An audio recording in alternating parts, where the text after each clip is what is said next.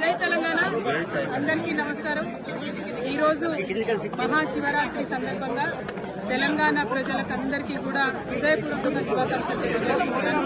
అట్లానే యావత్ భారతావనిలో కూడా మహాశివరాత్రి అంటే చాలా పెద్ద పర్వదినం. ఈ పర్వదినం సందర్భంగా మన దేశంలో ప్రజలు అందరూ కూడా సుభిక్షంగా ఉండాలని చెప్పి మనస్ఫూర్తిగా కోరుకుంటున్నాను. మన తెలంగాణలో దక్షిణ కాశీగా పిలువబడేటటువంటి వేములవాడ రాజన్న దర్శనం చేసుకోవడం నా పూర్వజన్మ సుకృతంగా నేను భావిస్తూ ఉన్నాను. అది కూడా శివరాత్రి పొద్దున్నే అయ్యవారి దర్శనం, అట్లానే అమ్మవారి దర్శనం, లక్ష్మీ గణపతి దర్శనం చాలా అద్భుతంగా సాగింది. మరి మనకు వేములవాడ రాజన్న అంటేనే కోడెమొక్కల రాజన్న. మన తెలంగాణ ప్రజలకు బంగారం లాంటి మన రాజన్న. మరి రాజన్నను అంతకుముందు ఆంధ్ర పాలకులు పట్నం చేసిన విషయం మీకు తెలిసిందే.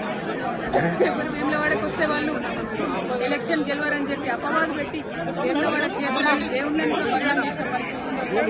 కానీ గత 10 సంవత్సరాలుగా కేసీఆర్ గారి పరిపాలనలో సిరిసిల్ల జిల్లాను ప్రత్యేకంగా క్రియేట్ చేసి మరి ఏర్పాటు చేసినటువంటి సిరిసిల్ల జిల్లాలో గర్వంగా సగర్వంగా మన రాజన్న పేరు పెట్టుకొని రాజన్న సిరిసిల్ల జిల్లా అని చెప్పి మనం ఏర్పాటు చేసుకోవడం జరిగింది. ఆ తర్వాత కూడా ఎట్లా అయితే ఇది ఒకప్పుడు రాజరాజ నరేంద్రుడి సమయంలో అద్భుతంగా వైభవోపేతంగా ఈ ఆలయం ఉన్నది, అట్లానే 30 ఎకరాల భూమిని కూడా మరి చెరువు కోసం కొని ప్రభుత్వం నుంచి తీసుకొని అట్లానే బతికోసమ్మ కూడా నిత్యం అనునిత్యం దూరం ఎక్కుతారు వేములవాడలో. అటువంటి బతికోసమ్మ డెవలప్మెంట్ కోసం కూడా 10 ఎకరాలు సపరేట్ గా కొని, ఎందుకంటే వేములవాడ దక్షిణ కాశీ అంటే ఎట్లుంటారో అట్లనే ఉంటది. చిన్న చిన్న గల్లీలు ఉంటాయి, ఎవరు అమ్మేటటువంటి పరిస్థితి ఉండదు. అయినా ప్రభుత్వం చొరవ తీసుకొని దాదాపు 250 కోట్ల పైచిలకు కేవలం ఆలయం అభివృద్ధి కోసమే ఖర్చు చేసినటువంటి ఘనత కేసీఆర్ గారి ప్రభుత్వానికి దక్కిందనేది నేను ఈ సందర్భంగా తెలియజేస్తున్నాను. మరి ఆ డెవలప్మెంట్ కొనసాగాలి. ప్రభుత్వాలు మారినంత మాత్రాన డెవలప్మెంట్ ఆగదు. ఇప్పుడు ఏవైతే 30 ఎకరాలు మేము అక్కడ కొని మా ప్రభుత్వం నుండి రాజన్న వారి ఆలయానికి ఇచ్చినామో, మరి ఆ ఆలయంలో గుడి చెరువు దగ్గర డెవలప్మెంట్ అన్నది ఆగిపోయిందని ప్రయవారు చెప్తా ఉన్నారు. ఆ డెవలప్మెంట్ కంప్లీట్ చేయాలి. అక్కడ అనుకున్నటువంటి హాల్స్ కానీ, కళ్యాణ మండపాలు కానీ, చౌల్ట్రీలు కానీ ఇవన్నీ ఫినిష్ చేస్తే వచ్చిపోయేటటువంటి భక్తులందరూ కూడా మంచి ఉపయోగంగా ఉండేటటువంటి ఆస్కారం ఉంటుంది. అట్లానే సిరిసిల్ల రాజన్న జిల్లా అంటేనే మరి చేనేత అన్నల జిల్లా. మరి అదేవిధంగా చేనేతల కోసం కూడా అనేకమైనటువంటి కార్యక్రమాలు గౌరవనీయులు కేటీఆర్ అన్న గారు కూడా పెద్ద ఎత్తున టేకప్ చేయడం జరిగింది. కానీ అవన్నీ కూడా ఇప్పుడున్నటువంటి ప్రభుత్వ హయాంలో వడకేసిన నేతన్నకి ఇస్తా అన్నది ఏది కూడా ఇస్తలేరు. మళ్ళీ సిరిసిల్లగా మార్చేటటువంటి ప్రయత్నం జరుగుతూ ఉంది.